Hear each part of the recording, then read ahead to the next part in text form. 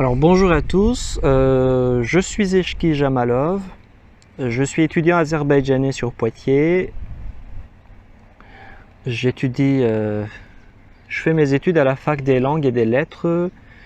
Je suis sur Poitiers depuis 4 ans, depuis presque 4 ans, voilà. Du coup j'ai créé une sorte d'association, donc une page Facebook plutôt, parce que j'étais le seul à créer cette page. Donc je n'ai pas pu créer, la rendre comme association, parce que pour être association il faut 2 personnes. Donc puisque je suis seul, et d'ailleurs je suis le seul azerbaïdjanais sur Poitiers, mais je n'ai pas reculé. Heureusement que Crous m'a aidé aussi. Alors cette page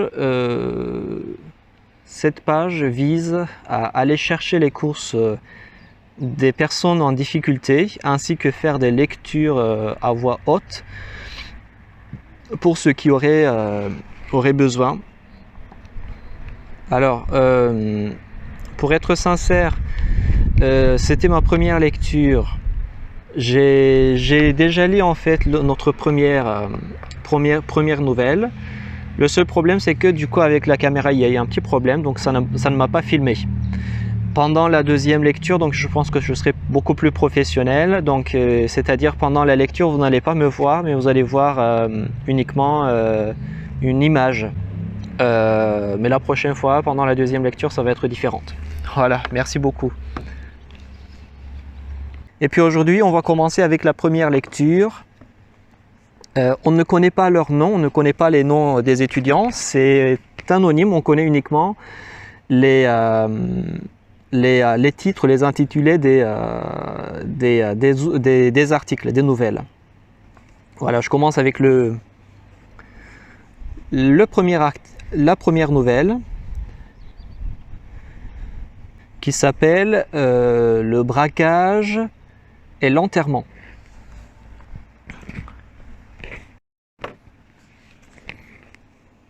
Un braquage, c'est simple, c'est facile. Le cinéma en est rempli, les journaux en débordent. C'est quand un type, un pauvre, en a marre de se bouffer l'estomac et, armé de sa faim, décide de voir si le ventru du coin a de quoi le nourrir. On braque des banques, des bars, des bureaux de tabac, des supermarchés. On braque là où il y a du fric.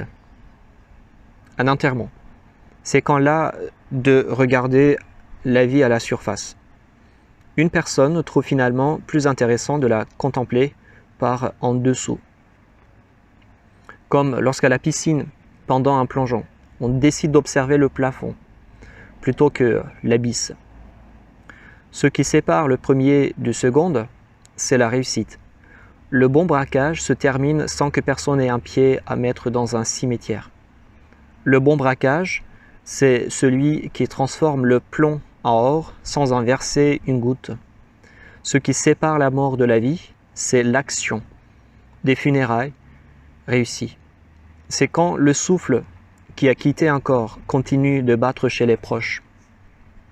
Un bon enterrement, c'est quand même la plus épaisse couche d'argile ne suffit pas à faire disparaître une existence. Quand Laurent proposa à Meike et à Keir de s'attaquer à un buraliste, c'était pas vraiment la musique du succès qui les assourdissait. Le plan était pourtant une simplicité désarmante. Il y avait 3 personnes sur le scooter quand il s'arrêta devant le bureau de tabac. 3 visages cachés par des cagoules et protégés par aucun casque. 6 mains gantées. Une silhouette qui reste sur la machine, encore en marche. 2 autres qui rentrent dans la boutique. Des éclats de voix, des doigts qui vident la caisse et le présentoir. Des sacs qui se remplissent au rythme des pommes. Et puis le temps qui puce dans les veines, les secondes qui goûtent sur les tempes. S'écoulent des aisselles jusqu'au moment de la fuite. Alors, c'est la course jusqu'au véhicule, puis l'odeur de l'adrénaline liquide et du moteur 4 temps qui envahit les narines. L'avantage de braquer un bureau de tabac, c'est qu'on peut avoir le plan le plus mal pensé du monde sur un coup de bol. ça peut passer. Le problème, c'est que le butin a tendance à être maigre. Si on préfère avoir les pommes pleines de fumée plutôt que les poches pleines de fric, ça peut être rentable et encore. Pour nos 3 affamés, il faudra surtout compter sur l'effet coupe-faim. Ce braquage semblable à des dizaines d'autres en était pourtant fortement distinct. Ce n'était pas seulement une maigre tentative de survie dans un monde impitoyable. C'était différent du combat que Keir menait pour obtenir une allocation handicapée après s'être broyé le dos sur les chantiers. C'était une autre chose que les confidences au psy qui occupaient les mardis soirs de Meike. Cela avait une autre saveur que les bières que Laurent s'enfilait. Cela ressemblait à autre chose que mendier son existence à ceux qui la rendent misérable. Ça avait le charme de la revanche. La réussite est, paraît-il, une longue route sinueuse. En tout cas, c'est ce qu'en disaient ceux qui en ont hérité. Il est plus facile d'aller décrocher les étoiles quand on peut les voir depuis le jardin de ses parents, que lorsqu'on se retrouve à compter les lézards au plafond du plafond pendant que votre mère se fait violer par le proprio. Quand les hypothèses, quand les mots se fixent dans les actes, quand on joint le geste à l'idée, alors là, c'est tout autre chose. Ce qui était autrefois une langue de bitume entre 2 blocs de béton devient une rivière serpentant dans la plaine. Devant nous s'ouvre l'océan des possibles. Quand on décide d'y pêcher à la dynamite, c'est aussi le cas pour les dabs. Un dab, c'est une grande boîte en métal qui, en échange d'un bout de plastique et d'une formule magique, distribue des billets. C'est une boîte de bonbons où il ne reste plus que des papiers d'emballage, comme si quelqu'un avait mangé toutes les sucreries. Les langues de feu lèchent la façade de la succursale de la banque. Au milieu de la chaussée gît la bonbonnière en un seul morceau. Dans le trinôme, c'est un peu la panique. La bagnole n'est pas assez puissante pour tirer le butin.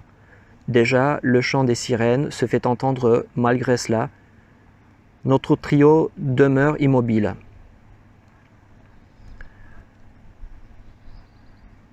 Pareil à des marins embarqués à la va-vite dans une odyssée qui les dépasse. L'étau s'est resserré. Puis soudain, le réel les rattrape. Keir détache le magot de la caisse. Laurent appuie sur l'embrayage et Meike dégaine. Alors, c'est le face-à-face. Quelques microsecondes où les corps se tendent à l'extrême, où les doigts caressent les détentes. C'est les cris, les muscles qui se crispent. C'est l'avenir qui s'effondre devant le regard. Quelques pensées avant que ne se déchaîne la fusillade. Des coups de feu qui viennent illuminer la scène déjà éclairée par les gyrophares. Des balles qui se logent dans les carrosseries, qui font éclater les vitres, qui déchirent les chairs. Touché, Keir s'affaisse sur le siège avant gauche. C'est dans le ventre qui s'est fiché l'enfant jamais désiré de la sidérurgie et de l'État. Les spécialistes créatures de labos et de tribunaux sauront lire des traces de poudre et entre les lignes des procès-verbaux pour connaître qui a tiré en premier. Ils sauront rédiger une histoire qui fera le délice des manchettes des journaux. Mais est-ce que cela nous dira que ce que Meike visait, c'était la vengeance, qu'elle tirait autant sur les flics que sur son taulier, que si Laurent roulait si vite, c'était autant pour semer la police que pour foncer vers l'avenir, et que si Keir agonisait sur la place passager, c'était bien parce que sa vie valait moins que quelques centimes de grammes de papier, que ses plaisirs, ses souffrances, ses rêves et ses échecs, que ses kilos de chair désormais sanguinolente pesaient moins que quelques centaines de grammes de coton, et que sa mort fera couler moins d'encre que de sang.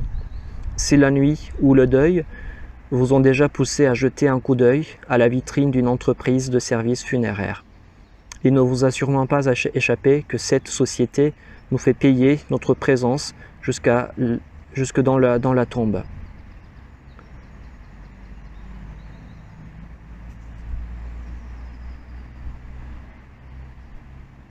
L'avantage de braquer une boutique de pompes funèbres, c'est qu'on peut s'offrir une mort à la hauteur d'une existence que l'on ne nous a jamais laissé avoir.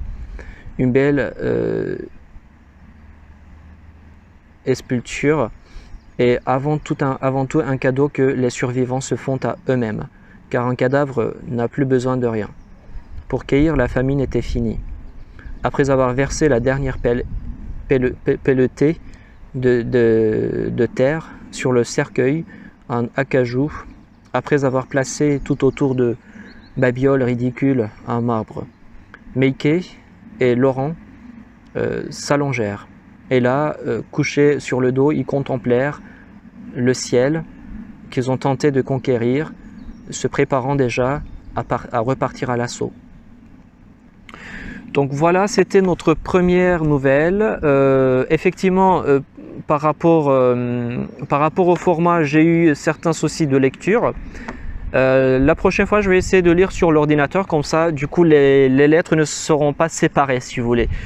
Donc, merci d'avoir regardé. Très très bientôt, la deuxième lecture va venir. Et puis, n'hésitez pas à suivre cette chaîne. Et puis, prenez soin de vous surtout.